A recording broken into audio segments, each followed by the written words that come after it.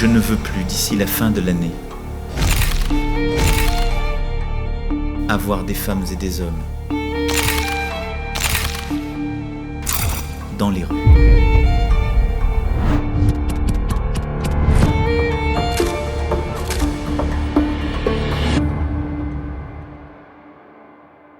Aujourd'hui, on est en 2025. Nous, tous les ans, on voit de plus en plus de personnes dans la précarité qui dorment malheureusement dehors, sur des bancs, dans leur véhicule et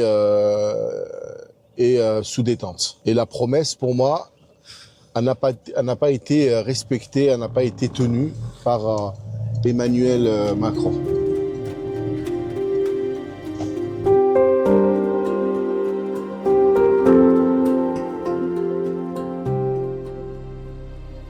Le but de l'action, c'est de sortir les gens de la précarité et trouver des solutions à ces pauvres gens qui sont souvent livrés à eux-mêmes. On peut pas mourir de faim en France, mais on peut mourir de froid et de solitude. Ici, tous les soirs, une équipe va préparer les paniers repas. Dans un panier repas, on va mettre un repas chaud. Donc aujourd'hui, c'est sandwich, d'accord, bouteille d'eau, petit gâteau, une brique de jus et une serviette.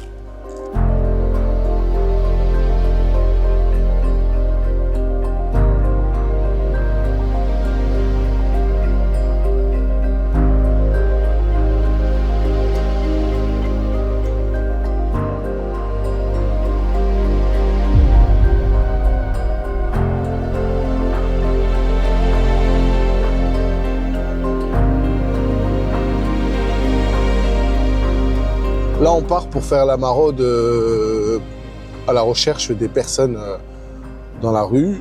On va faire quelques villes dans l'Essonne. On va faire le tour du département. On va aller donner à manger à des personnes dehors dans la rue, leur proposer un sac de couchage, une couverture, des vestes et un kit hiver. Les gens ont besoin aujourd'hui d'un accompagnement, d'un suivi pour pouvoir trouver une solution, un hébergement d'urgence, un abri parce qu'on est en pleine période de froid et ils ont besoin d'un logement autonome. Et des personnes aujourd'hui à mobilité réduite qui sont même à la rue. Et ils ont besoin d'un soutien et d'un accompagnement.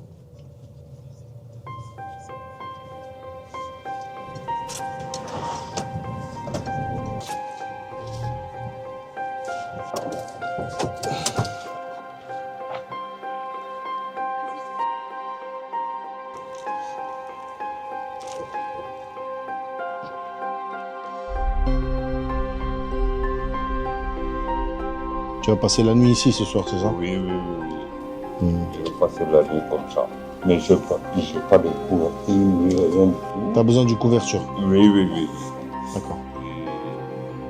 C'est une couverture. Ça, c'est bon. Ok. Bah, je vais te ramener la couverture, d'accord? Ok.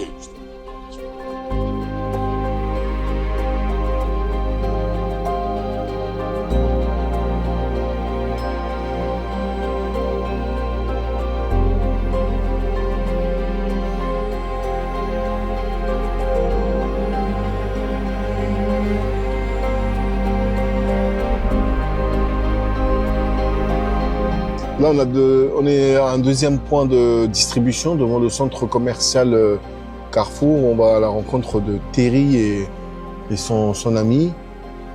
On va essayer de lui proposer de l'aide. Ah bah tiens, il y a Terry. Salut Terry, ça va?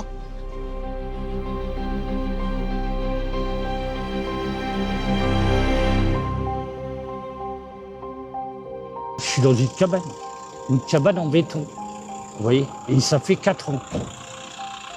Donc depuis ce jour-là, je me suis dit, je vais rester là, on va faire ces démarches, on va essayer, on verra si ça avance. Et je vois que non, ça aboutit à rien. Je vois, comparé les années précédentes d'avant, il y avait moins de SDF qu'à l'heure d'aujourd'hui.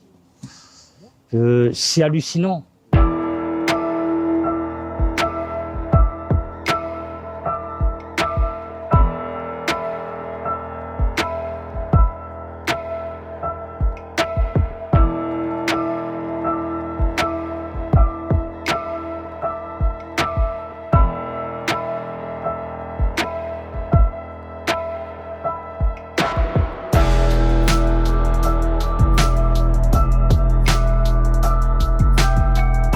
Ici, on est aux urgences de l'hôpital de Corbeil. On a souvent des femmes qui dorment à l'intérieur par sécurité. Donc, elles restent à l'intérieur parce qu'il fait nuit.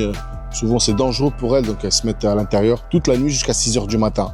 Donc, on vient les visiter, leur proposer souvent de l'aide. Quand on a des hébergements vides, on leur propose aussi des nuitées d'hôtel, souvent quand on a les moyens, mais sinon des nuitées dans les appartements qu'on a. Bon voilà, là on vient de donner un colis alimentaire à une dame donc qui dort à l'intérieur, qui s'est fait un petit matelas, qui s'est fait un petit coin douillet juste aux urgences à côté des toilettes. Effectivement, il y a énormément de femmes, d'enfants, bien plus que, en fait j'ai envie de dire chaque année, j'ai l'impression qu'il y en a toujours plus. Des femmes, des enfants qui vivent là. Là aujourd'hui, il n'y en a qu'une dame ici, mais en général elles sont 4, voire 5. On a des enfants qui dorment dans les voitures, qui dorment dehors, dans des parkings. Oui, la situation s'aggrave de plus en plus.